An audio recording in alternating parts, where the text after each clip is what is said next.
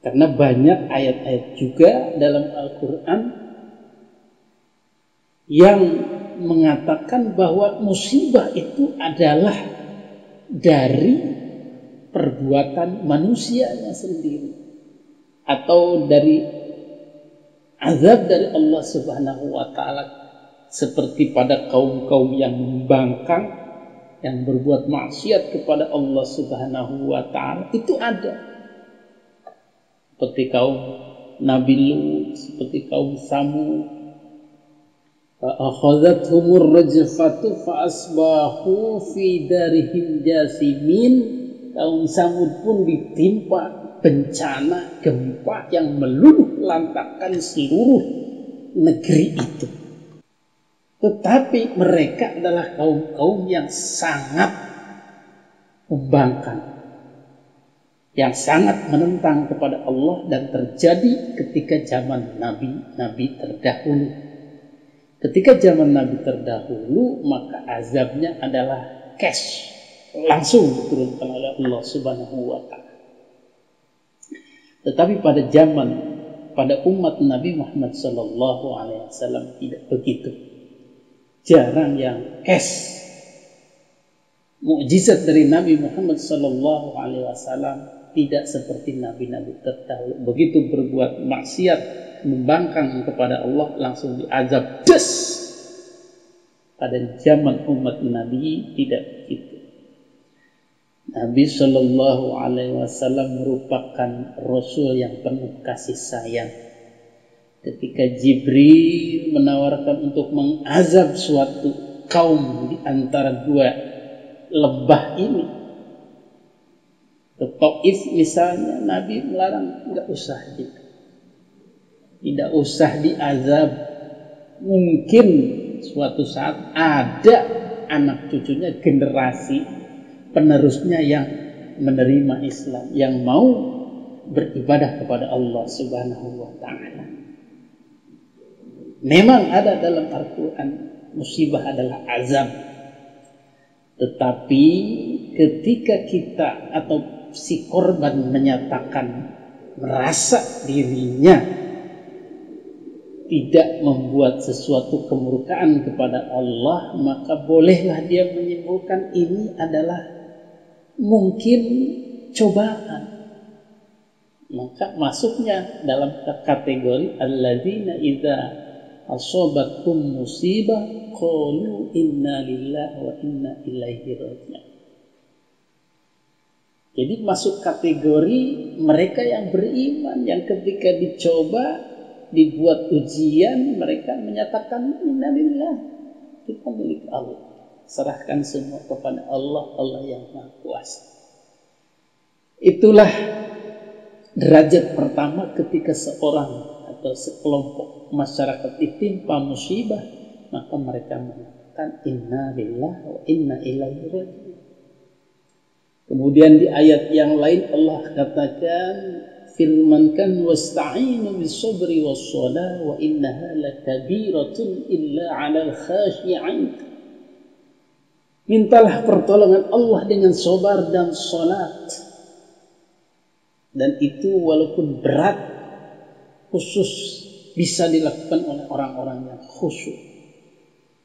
Jadi orang-orang yang terkena musibah tersebut ketika berpasrah kepada Allah Subhanahu wa ta'ala, kemudian mereka bersabar, kemudian mereka bermunajat kepada Allah dalam salatnya dengan khusyuk, itulah kategori pertama yang diberi cobaan. Inilah untuk mempertebal imannya ternyata. Mempertebal imannya, mempertebal yakinnya kepada Allah, itulah hikmah adanya musibah. وَلَنَبْلُوَنَّكُمْ بِشَيْءٍ مِّنَ الْخَوْفِ وَالْجُوعِ وَنَقْصٍ مِّنَ الْأَمْوَالِ وَالْأَنفُسِ وَالثَّمَرَاتِ وَبَشِّرِ الصَّابِرِينَ.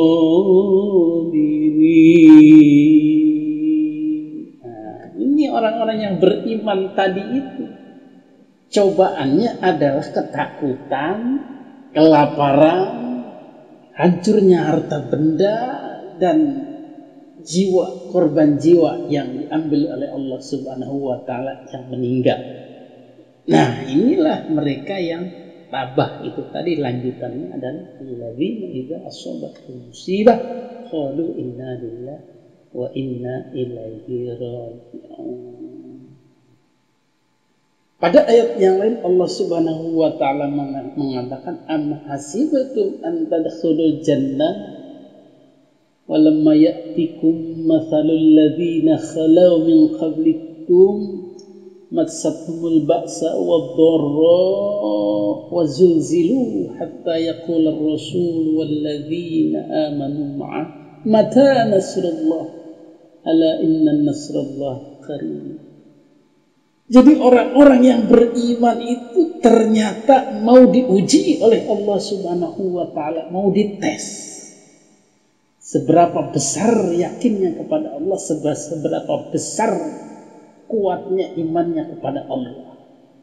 Jadi bolehlah ditengok orang-orang terdahulu yang ditimpa berbagai macam musibah yang sangat berat, harta benda nyawa melayang, semua hilang, dan itu terjadi berulang-ulang. Wazulzilu, digonjang-ganjingkan kehidupannya, tidak pernah menemui kesenangan atau kebahagiaan. Lama senang, lama bahagia, yang ada susah, musibah, bencana, masalah. Hatta yaqula rasul walladzina amanu ma'ahmatan nasrullah, sampai Rasulullah Nabi pun yang levelnya Nabi bermunajat kepada Allah, kapan ini pertolongan Allah datang, kapan Allah tolong kita. Katakan ala inna nasrallahi qarib, pertolongan Allah sungguh dekat. Jadi jangan putus asa maksudnya. Mereka yang seperti itu, yang ditimpa musibah bertubi-tubi, digonjang-ganjingkan kehidupannya, diminta oleh Allah Subhanahu wa taala, ala inna nasrullahi qarib.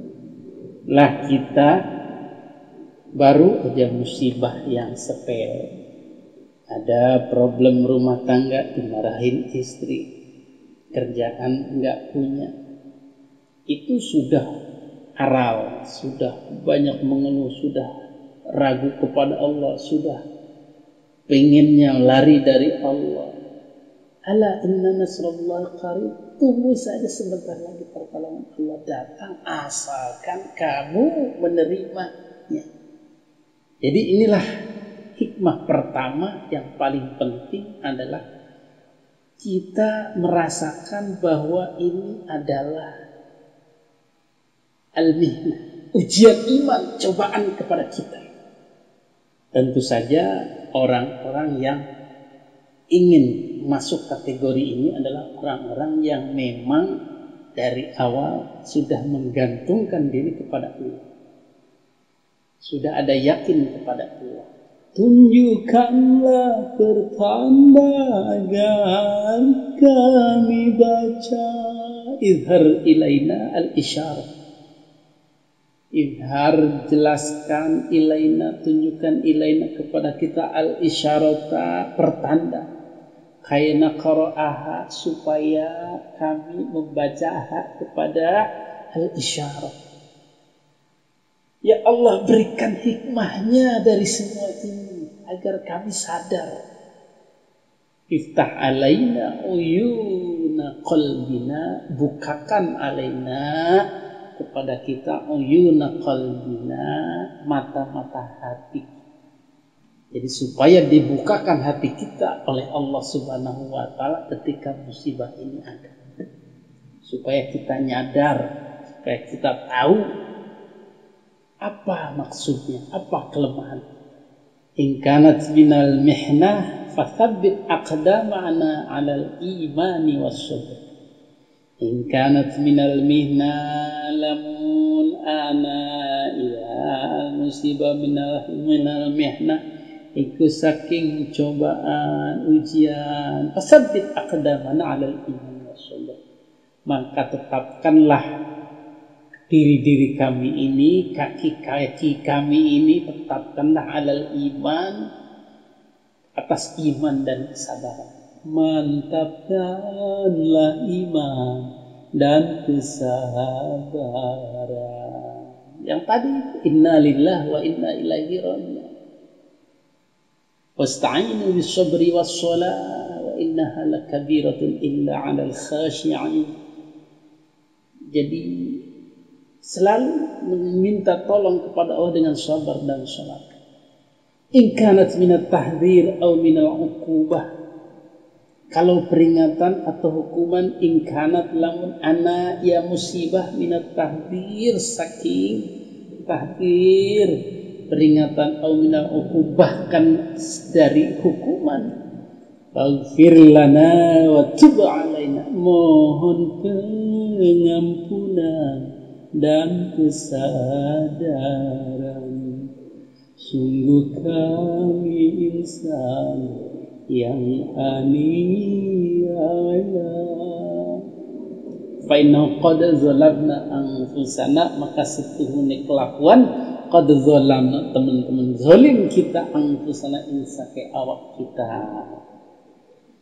Jadi inilah sebuah syair yang diangkat dari ayat Rabbana zalamna anfusana wa illam taghfir lana wa tarhamna lanakunanna minal khasirin. Ini ayat, ini syair, bukan sembarang syair, ini adalah ayat Al-Quran. Zalamna anfusana, jadi kita ini sudah aniaya kepada diri kita sendiri.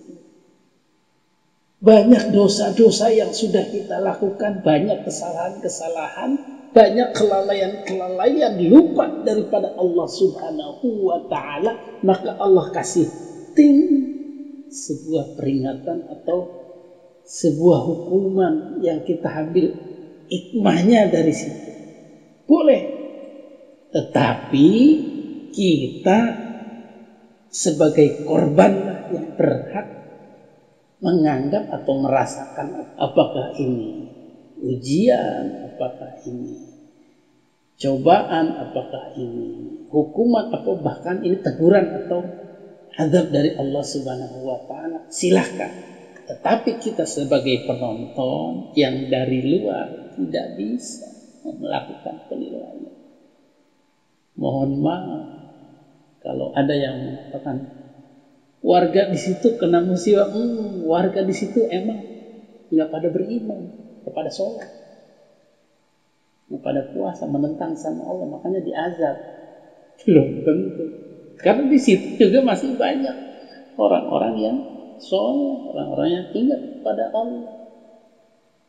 Bahkan Allah berjanji tidak akan mengazab suatu kaum ketika masih ada yang ingat kepada Allah, menyebut kepada Allah, dan bersolawat kepada Nabi Muhammad sallallahu alaihi wasallam.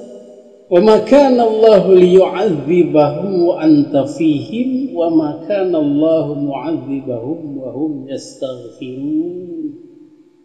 Jadi kalau engkau ada bersama kaum itu, maka Allah tidak mengazab kaum. Bagaimana suatu kaum, suatu masyarakat bersama engkau Muhammad? Yaitu ketika mereka ingat kepada Nabi Muhammad sallallahu alaihi wasallam dalam sholatnya, dalam salawat mereka, dalam sholat mereka, dalam keseharian mereka.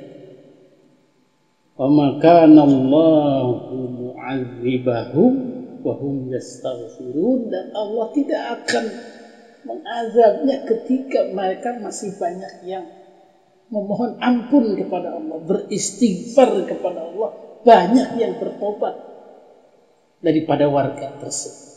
Maka kesimpulan-kesimpulan sembarang dari orang luar sebagai penonton itu tidak bisa menghukumi seperti itu, kena azablah, Allah murka dan lain sebagainya. Belum tentu. Yang berhak menyimpulkan, merasakan adalah korban sendiri.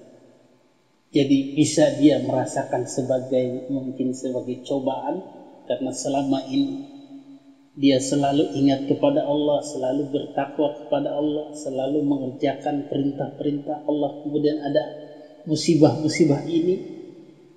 Atau dia merasa memang kurang dalam ibadah, kurang dalam yakin kepada Allah, kurang dalam beramal kebaikan, mungkin ini peringatan. Atau bahkan banyak yang lalai, tetangga kanan kiri banyak yang lalai, dia biarkan kemaksiatan, banyak yang merajalela di sana sini, dibiarkan oleh alim-alim setempat, ustadz-ustadz setempat. Orang-orang baik tidak mau berusaha menghilangkan kemaksiatan-kemaksiatan, aparat tidak mau menghilangkan, semua orang tidak peduli. Maka ketika ada musibah, bolehlah dia mengatakan, ini kesalahan kami, ini teguran dari Allah, ini hukuman dari Allah. Maka kembali lagi kepada dirinya, zalamna anfusana, mohon pengampunan dan kesadaran, sungguh kami insan yang aniaya.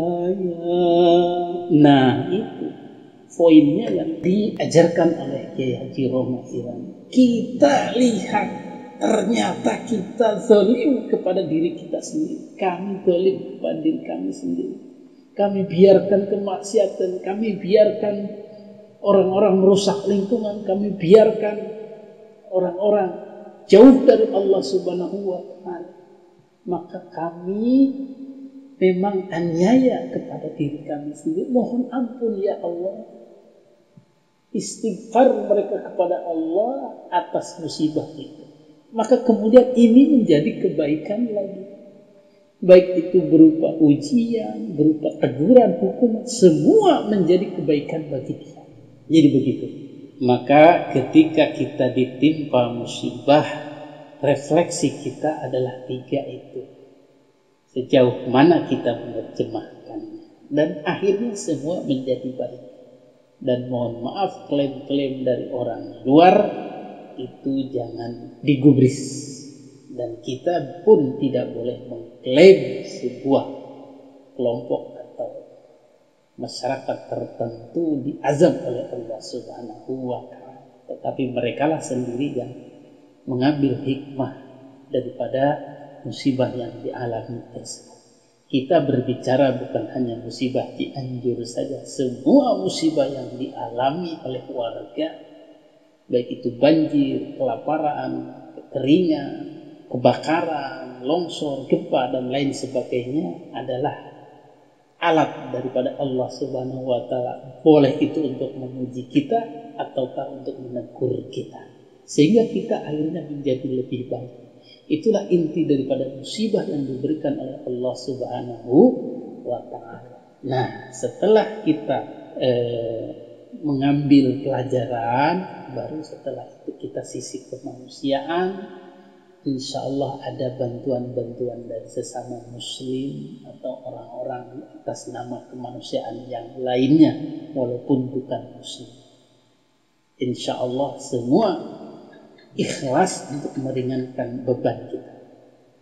Mudah-mudahan mereka yang terkena musibah, baik itu musibah dalam rumah tangga, musibah dalam karir, musibah dalam pribadi, maupun musibah dalam masyarakat, diberi kekuatan oleh Allah Subhanahu wa Ta'ala untuk bisa sabar, was-sabri was-shalah, wasta'inu bis-sabri was-shalah. Ataupun jika mereka merasa jauh dari Allah Subhanahu wa Ta'ala, banyak musibah dalam hidupnya, banyak malapetaka, banyak kemalangan-kemalangan dalam hidup, mudah-mudahan menjadi sadar, menegur kepada dirinya untuk kembali lagi kepada Allah, mengingat dosa-dosa yang dilakukan, seperti yang dianjurkan oleh Kiai Haji Roma Irani. Demikian ulasan kita tentang musibah ini dalam lagu beliau berjudul Baca alias introspeksi ke dalam diri kita ini. Mudah-mudahan kita semua adalah orang-orang yang bisa mengambil hikmah dari setiap musibah yang terjadi pada diri kita. Hadanallahu wa iyyakum ajma'in, wabillahi taufiq wal hidayah. Assalamualaikum warahmatullahi wabarakatuh.